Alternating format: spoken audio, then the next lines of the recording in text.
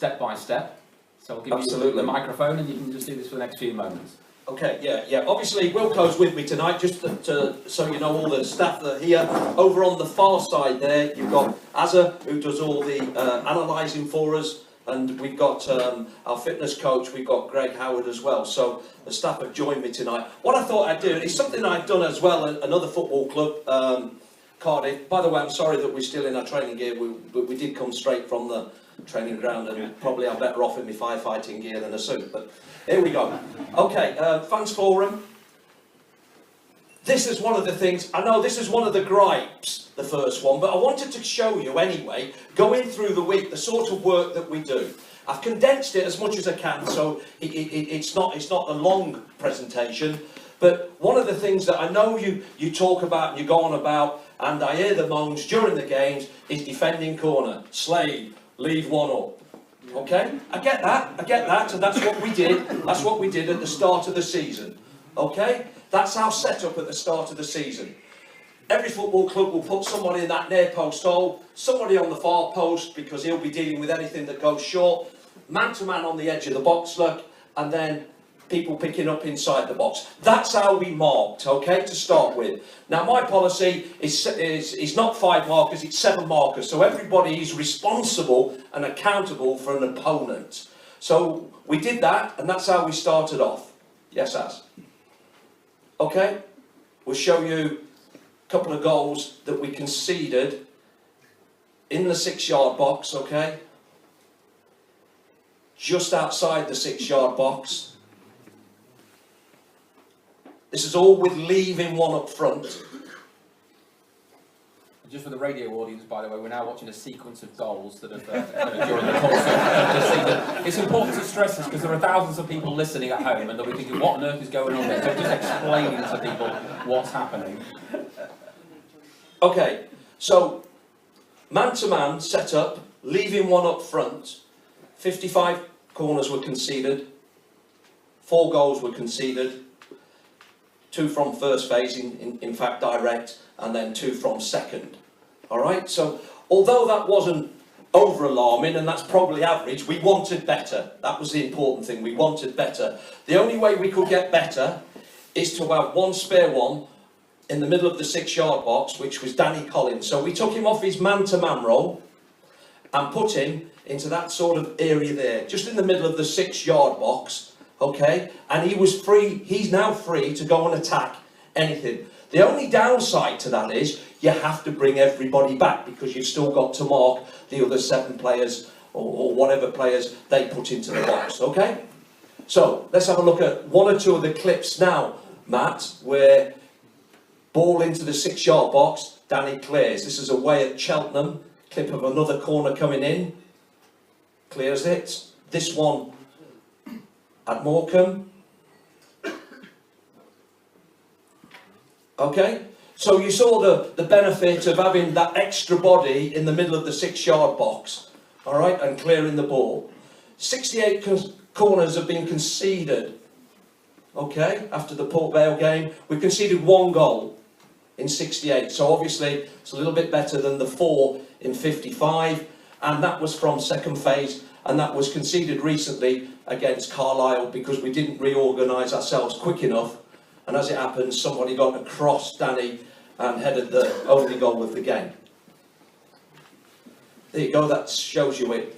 Okay, 10 games without conceding a defending corner prior to the second phase goal against Carlisle. So my question to you there is, we've changed it as a management team, we've changed it to protect the goal, to protect Macca as well. Keepers today, there's not too many keepers I've seen in this league that want to come flying out their box, make saves, make punches. Most of them these days stay pretty much conservative within their 6-yard box. So we've changed it, and obviously the facts and the stats stand up there, and we felt it was more important to protect the goal, to get some solidity at this moment in time, and it's worked for us. Okay, move on, Az. Game preparation. I wanted to show you a little bit about game preparation, the scouting and the and what we do. We've condensed it, we've made it a small report, so it's from a recent game. I think it's the Swindon game we've done as, isn't it? Yes, we do. Okay.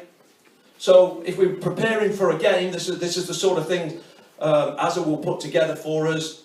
It's a brief one, this, which will show you off. We go, so it's Swindon in possession, so we'll look at the things. Goalkeeper's distribution, so clearly, look, Swindon as a team play out from the back.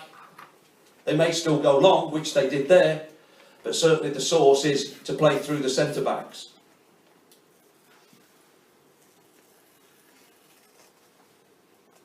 These are the sort of things that we would study the opposition with the team, probably on a Thursday before the Saturday game. Again, this time he's thrown it out to the left back. Taylor's got very good distribution. He's played at an higher level, as you know. So his diagonal ball was always going to be a threat. It's Taylor again, in terms of build-up. We're on to build-up play now. So when they're building the play up, what sort of movements have they got? What do they try and do? Who are the ball carriers? Who are the crossers of the ball? And of course, Taylor, very, very important part of what they do. They scored from about, I think it's 9 set plays. So there were always going to be a threat from that area.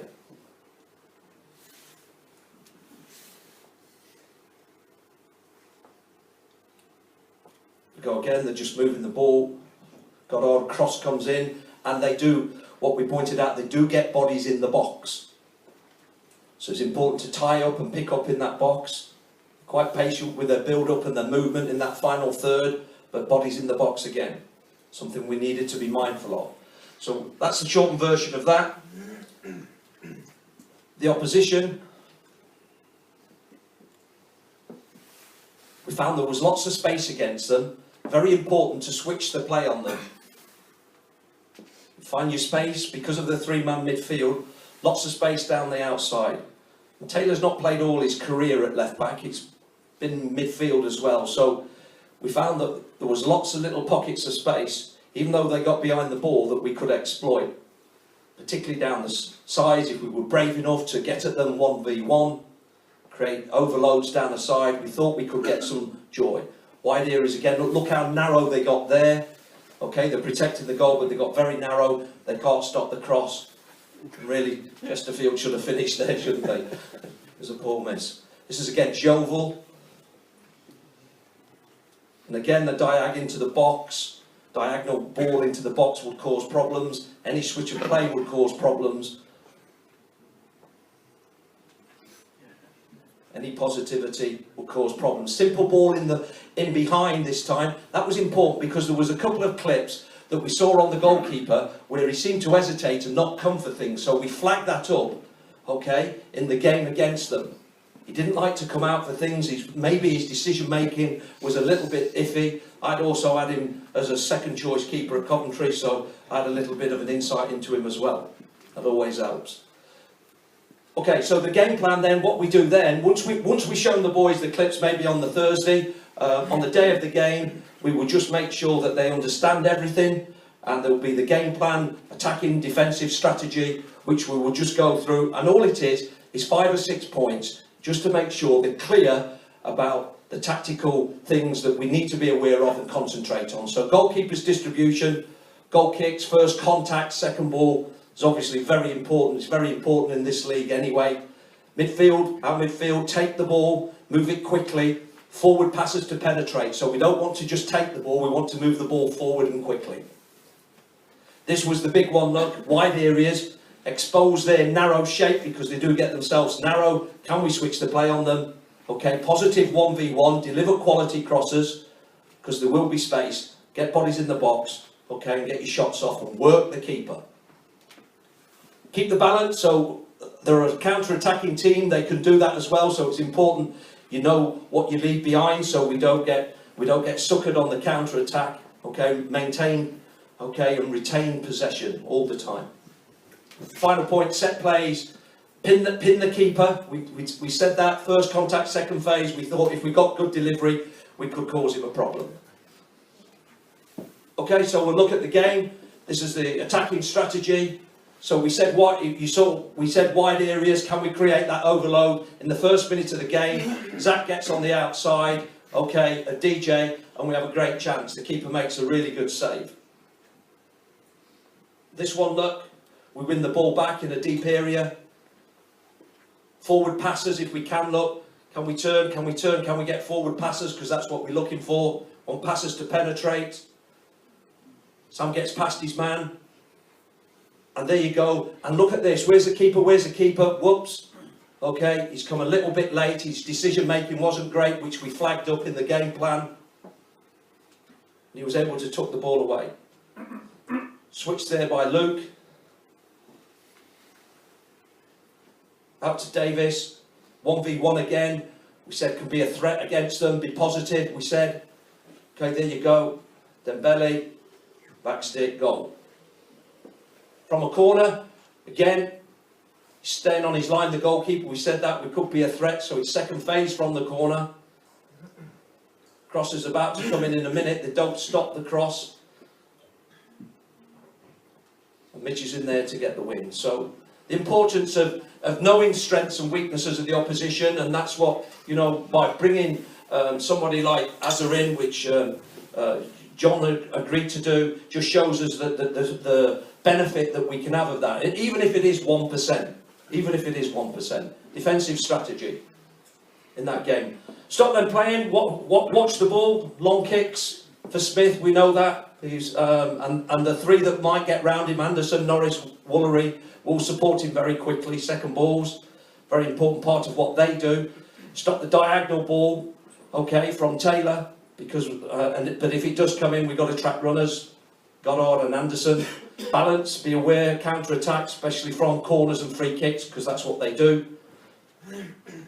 Stay organised, stop crosses, get up to the ball, tie up and get your blocks in if they do get in that final third. Set plays, they've got good delivery from Taylor. We know they've scored a lot of goals, so don't give silly free kicks away. So a quick look at the defending strategy on the night.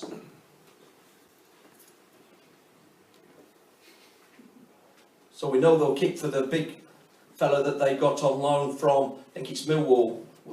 Yeah, it's from Millwall. So we got around the ball, won the ball. Stop him playing short, so we have to make sure we're watching the ball, make him play long. Trust our centre-backs to try and get there. Okay, they go short, but we switched on, look, we're ready to stop it. It's in the top right corner there. And fight for that first contact. If we can't get the first, it's second balls. It's really important that we win that kind of battle all night. This is them looking for a little bit of a counter. Give numbers up, look. They're up and at us on the counter-attack. We've got to recover quickly. Get our blocks in, we get one block in. We've still got possession of the ball though. We get the header. Eventually we compete and we deal with it. Tracking runners, which is something else we flagged up because they will all run from the middle of the park beyond their front men. And that's exactly what we did. And look at they leave themselves open as well on the turnover of the ball, which is what we flagged up. Okay, what we do, I mean, we look, they have art monitors on when they play now, so we know exactly where they are physically, so we can look at the total distances. These are the boys' total distances. You might be surprised to see where somehow that's their average over the season, so you can see Harry Cardwell, who's got a very good engine in terms of he keeps going, and Vernon is very strong. For a 33-year-old, he's very strong runner, and so is Wolford. Clifton is a decent runner as well, and Berrett. Okay, so you can see that. Obviously, some will improve and some will benefit from playing week in and week out. I get that. Okay, but the big one is the high intensity running. That's running at kind of like 75% because there's a lot of that needs to be done during the game. We can see Harry Clifton's a very strong runner. Okay, Vernon again, strong runner. Cardwell's up there again. Those are the averages for the players so far this season. There are many other factors like small accelerations, deaccelerations that Greg he gives us an absolute folder full on a Monday, shows us exactly what we're about and exactly what we're doing. So there you are, there's the total distances for the game against Swindon. So we can measure every single game, just to show you that we do put the art monitors on, so we can study where people are. Okay, I've just put this, so all the information, how I deal with this information is entirely up to me and Wilco, some of it, but obviously we look at who the top scorers are, the assists, how many games they've had, look, how many goals they've scored, how many appearances they've had, what position they're in, so we keep track of everything they're doing. On a daily basis, we record their wellness every single day on a mark of from 1 to 10, how well they're feeling, how they're not, any things injury-wise that have gone wrong or not so good, they're all recorded so we know exactly where we are every single day. Okay, there's your goals breakdown. So we scored 46% so far, 46%, yeah, in open play, 37 from set plays, which is really good. I remember Cardiff getting into the Premier League on 48%. You've got to value set plays because that's where a lot of goals can be scored. Penalties, 17%. Okay, so our recent form. Yeah, you can move on, you can move on. Open play, 4 have come from build-up, 1 from individual, 3 from direct, 3 from counter-attack, which is good, and 10 of our goals have come from inside the box and 1 from outside of the box in open play. And set plays, just to show you, that's where we've scored 2 from free kicks, that's obviously the black lines, and the 7 from the corners. Different, one's been a short corner, look, we used with Dembele where Mitch scored. So from there, look, 22 we've scored from our set plays, 22% of those from set plays, free kicks, and 78 from corners. And this shows you the appearances, so obviously people like Dembele, who are new to the game, people like DJ that are new to the game, it's very important that we know how many minutes they're playing. And I know you get upset when I bring them off at times, but sometimes there's a reason for bringing them off, okay, because they need to get up to speed. We don't want them getting injured. We're looking out for their well-being all the time, as well as a performance, obviously.